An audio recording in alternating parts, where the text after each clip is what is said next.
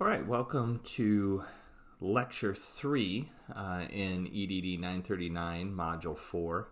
And again, my second lecture talking to you here, but hopefully you enjoyed that TED Talk with Martin Reeves and appreciated his thoughts about some different ways to think about and look at strategy in our organizations. And I think he makes some excellent points in that we've talked about strategy and strategic thinking, strategic planning for so long that kind of like, and I think I mentioned this under mission and vision and things like that, people start going a little tone deaf and they start thinking, oh, here we go again. There's another binder or another retreat, or, it doesn't really get us anywhere. It's the flavor of the month, all those things. So it is important. But if we come in within our organizations talking about strategic leadership and strategy, but from a different perspective and in a different way, I think we will be in a better position to get people to hear us. And part of that, getting them to hear what we have to say, is demonstrating leadership. So that brings us to this third lecture here, and talking about the aspect of leadership within strategic leadership. And so a couple of key ideas that I put there in the slides for you. In the book, hopefully you're reading the book, you should be by now. But in the book, they talk about this, and it's this idea that with strategic leadership, what we want to focus on a lot are the developmental aspects of leadership. Because when I am demonstrating strategic leadership, I should be teaching others. They should be able to observe what I'm doing and see what I'm doing, and I should be articulating what I'm doing so that I am helping other leaders to develop and grow to become strategic leaders themselves. So we really want to focus in on the developmental aspect of leadership. And that's how this course will be different from the leadership course. The leadership course, we delve much more into what is leadership as a whole, what are the various leadership theories out there, what do those look like as we practice them and implement them and things like that. We're focusing here on a specific aspect of leadership, and again, in particular, trying to talk a lot about how do we develop others. And then the other key ideas from page 6 in the book, in the introduction, and I really like this statement, and they put it as their premise, but I think it's just a great statement, and it's that strategic leadership is a process, not a position. And that's vital, and in my opinion, I think that's how we should be looking at leadership as a whole, but particularly true here with strategic leadership, because too often what we do, and this is what I alluded to and talked a little bit about in the first module in some of the introductory comments, a strategic leader is either, if we're thinking of it positionally, a strategic leader is at the top of the organization typically. They're up there somewhere in the lofty heights of the hierarchical pyramid. And from on high, they develop this strategy and this plan, and then they, like, again, Moses descending from the mountain, they come down with the inspired strategic plan. Or we think of strategic leadership or a strategic leader as a skill, as a very specific skill set that now, like, it's almost like a certification. I can hang it on my wall. Ryan Mears is an officially certified strategic leader. But it's not something that you arrive at, is the point. It is a process. And the reality is, I can engage in strategic leadership with my organization, with my team today, and tomorrow I may do a miserable job.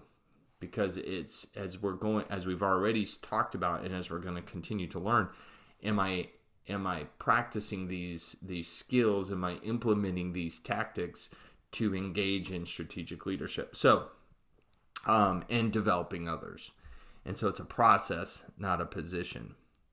And what I really want to focus in on in this lecture is this, in talking about leadership in regards to strategic leadership, is this idea of influence. And I put a point there. We dedicate a whole module to strategic influence here pretty soon. I looked at the syllabus last night, but not this morning, so it's coming up pretty soon. But we dedicate a whole module to this idea of strategic influence. In the book, Hughes and the other authors dedicate a whole chapter to it, a pretty lengthy chapter. So we're going to really zero in and focus in on strategic influence. But what I want to talk a little bit briefly here is, what is influence generally speaking? And I go into quite a bit of depth on this within the leadership course. So some of this, if you've had the leadership course already, might be a little bit of a repeat, but I'm going to hit on it from a broad perspective here. And the reason for that is, so go back up to that first point on this slide. Almost every definition of leadership involves influence, has the word influence in there, and it's a key part of strategic leadership. That's why we have the whole module on strategic influence. So I think it's important to look at here a little more generally, and I say that almost every definition talks about influence. A guy named Joseph Rost in the 1990s wrote a book called Leadership in the 21st Century, and he is a leadership theorist, professor, scholar. And so he did this comprehensive study, and it was in preparation for moving into the 2000s, moving into the 21st century. And kind of his premise was, what will leadership look like? What should it look like? How do we need to adapt and change our approach to leadership as we move into this new era? But part of what he did was, he and a whole bunch of research assistants, they went back through the 20th century and pulled, I don't know how many, hundreds of articles and books that were written about leadership, or within the leadership paradigm, if you will. And one of the things, and they were looking for a lot of things, but one of the things that they scoured them for were definitions of leadership. Because part of what Ross contends is, we don't have one agreed upon definition of leadership within the leadership field, within the leadership academy. And so, but I don't want to get too far off on that. So they were looking for definitions of leadership. And the sad thing is, many of the authors didn't even offer a leadership or a definition of leadership. They just kind of assumed you knew what they were talking about. But of those who did, almost all of them included influence within the definition in one way or another. So that's why I think it's so important. So influence, what is it? Well, if you go down to the next slide there, influence, first of all, it's rooted in the concept of power. And I've heard some people talk about power and influence as if they're the same thing. They're not, yet they're not, we can't separate them either. Influence is rooted in the concept of power. And what's power? Well, the simple definition that I put here is, it's the perceived ability to punish or reward, and those are pretty broad terms. But if you've studied power before, and I talk about it in different classes within the program, or if you've studied it in other places, probably the classic bases of power that we have come from French and Raven, two authors, scholars, researchers, and they, I think, first published these in the 50s, and nobody's really added to or changed them. A lot of people griped about them, but nobody's come up with anything better. And so they came up with 5 basic bases of power, and some of those have been slightly modified and things like that. But the idea is this: influence flows from that base of power. So for instance, one of those bases of power is the legitimate base of power. And what that base of power says is that because of my position in the organization, you feel I have a legitimate right to ask you to do something. And so you'll do it. Because connected with that is, like, if I'm your boss, then I can legitimately ask you to do your job.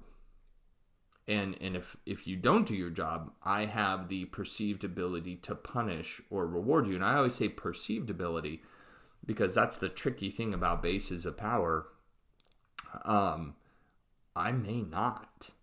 And so the example I always give, it's the easiest one, would be if someone, and this happens sometimes sadly, but if someone poses as a police officer, you may comply with what they're telling you. They come up behind you, maybe they have lights on their car and they get you to pull over. They're not a police officer, but you perceive that they have the ability to punish you, write you a citation, a ticket, arrest you if you don't comply with them. But they're posing, it's not real, but they still have power over you because you perceive that they have that ability. Hopefully that makes sense. Now, in a boss situation, they typically do have the ability to punish or reward their employees. But that's the legitimate base of power. And so influence flows from that. So I can influence you to do things because you view me as having that legitimate power, that right, if you will.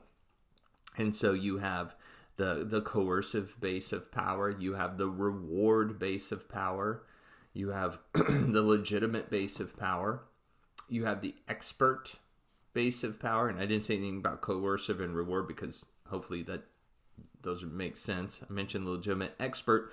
Expert base of power is you view me as an expert in this area, in this field.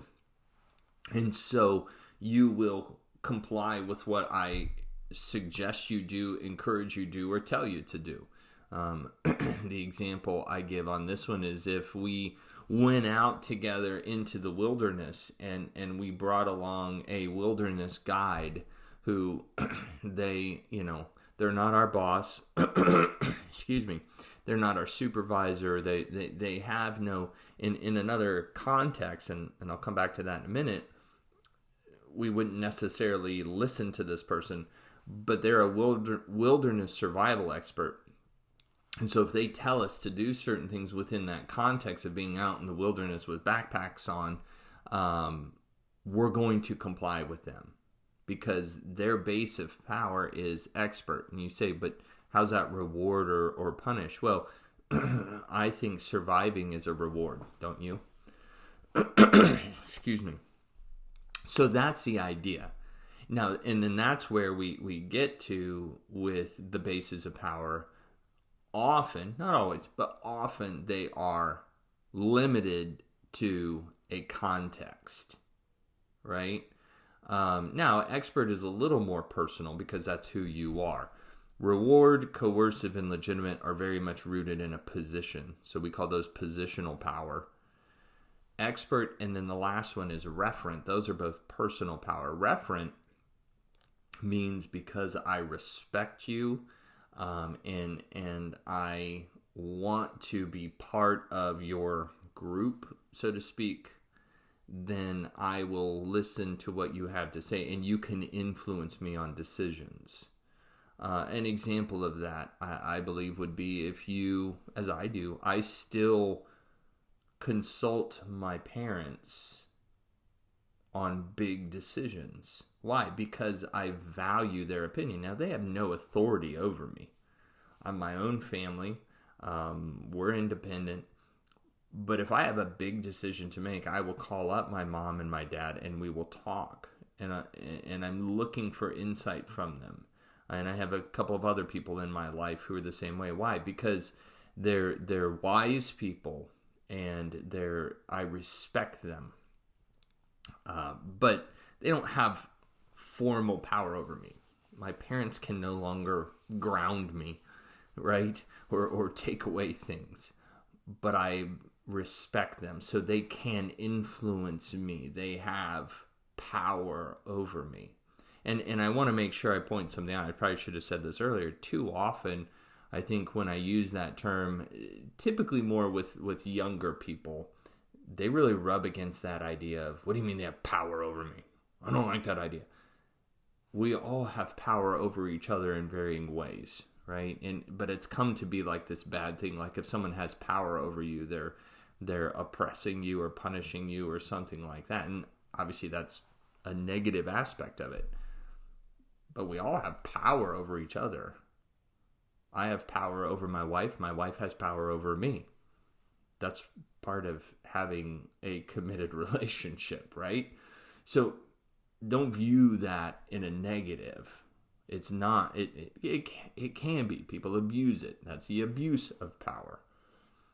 But simply saying that someone has power over me means, in this context, is that they have the ability to influence me in a particular direction for a wide variety of reasons. So let's talk a little bit about those influence strategies. And I'm going to hit on these pretty quickly and not spend a lot of time on them because, I go into them in more depth in other places. And we'll probably touch on them a little bit with strategic influence in that module.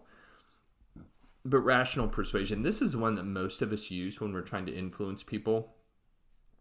I should say within particularly the Western culture, we tend to be more focused on the rational persuasion, particularly within the organizational context. We should move forward. We should make this decision. Why? Well, because of this, and this, because of these facts and this data and this. And that's rational persuasion. When we're coming at it with the facts and data and things like that, we're trying to persuade rationally. Nothing wrong with that. What we just want to try and do, actually, the good coaching on influence is that we should try and have a balance, if possible, and use a variety. But rational persuasion is a big one. Coalition building, that is where I'm getting other people on board with my idea before I officially present the idea.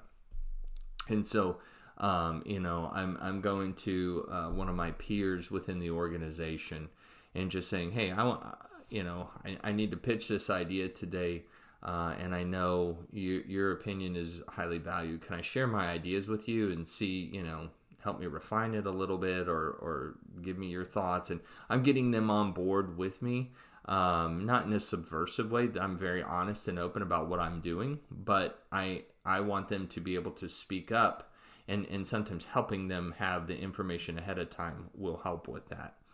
Involvement's a great one, especially if you've got someone who might be more skeptical.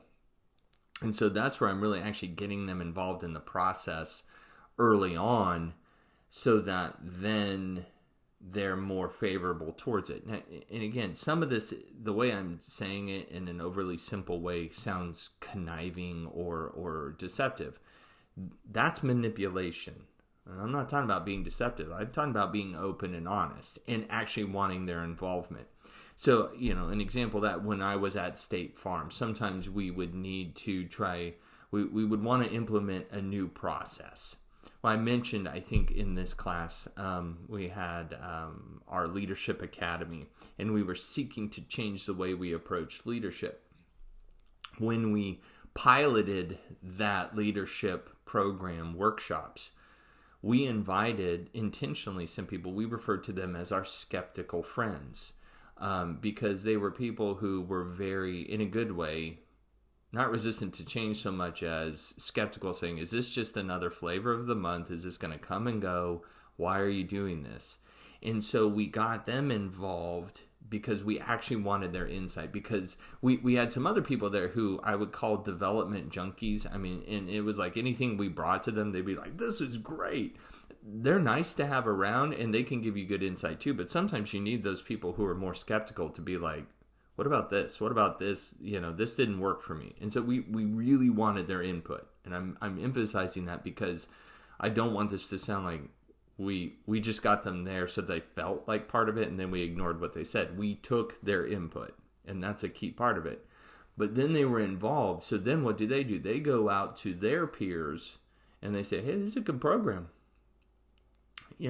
We made some changes. I gave some feedback. They listened and they made those modifications. It's a good program. Give it a try. Rather than if we didn't, then you might have them whispering negativity. So that's what we mean by involvement.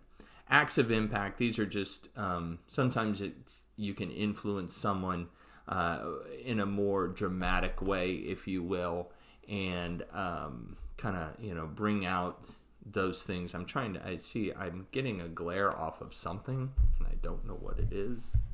It was the microphone. Hopefully you can still hear me fine.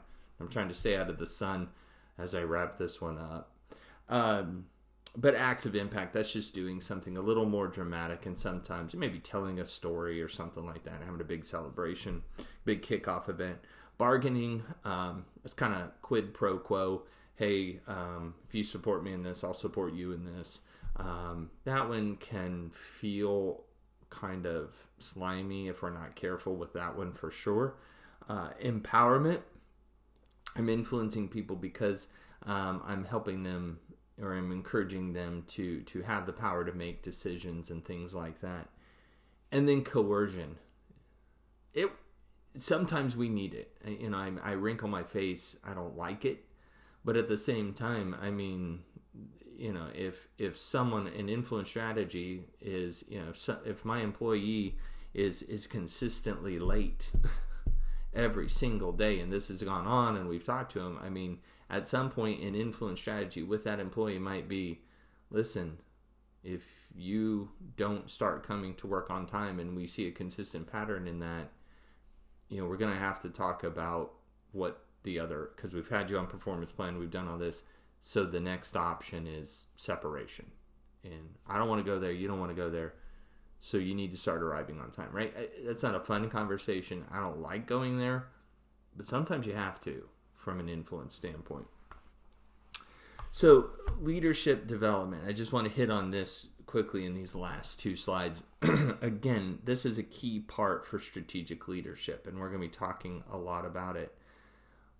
But it requires having the right structure in place to empower decision-making and action. And I already talked about that under the strategy part, so I'm not going to spend time talking there. But you got to have that right structure in place that empowers the decision-making and it empowers action. Flow of information, the ability to make decisions, safe environment, all of those things. If you're not doing that, you're not going to be developing leaders. And then the last slide there, talking about leadership development.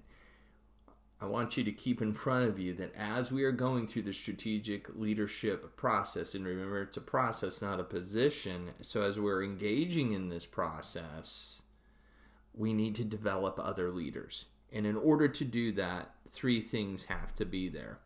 I think, at least three. One is you have to make your thought processes known. So if you're engaging in strategic leadership yourself and you're good at it and things like that, hey, you need to get what's going on in here out.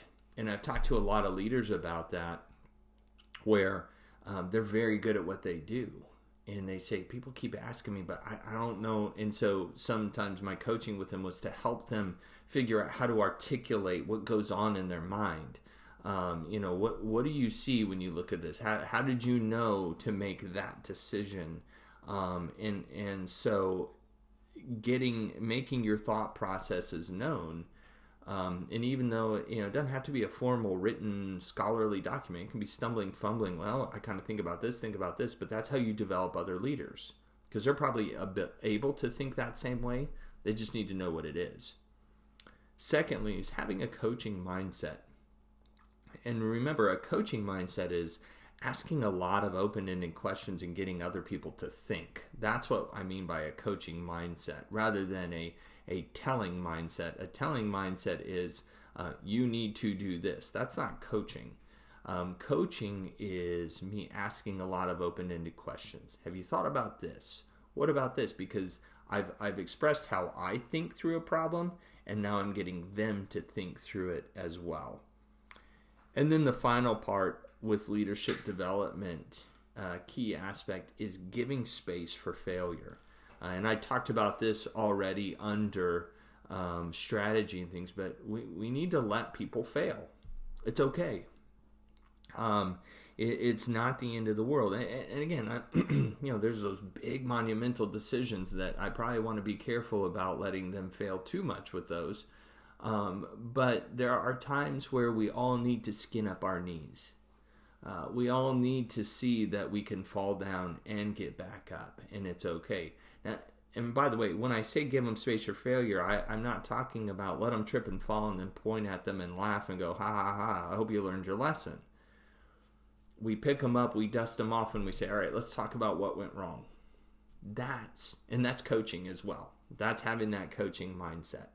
So it's talking with them and coaching them, expressing how I approach things, coaching them, and then letting them make those decisions because I've got the framework, but then giving them space for failure and then helping them learn if and when they fail. And sometimes I might be wrong. I might think they're going to fail and then they don't. And I shouldn't be upset by that. I should celebrate that and say, great, I was wrong. You were right. Let's still talk about it. Still want to be reflecting on those things. So that really kind of concludes overall the introductory part, laying the foundation. And now we're going to start moving forward and talking about these pretty specific aspects of strategic leadership as we move forward. But the final lecture for this module, lecture 4, if you will, is another TED Talk. Again, not a very lengthy one. Rosaline, I think, Torres.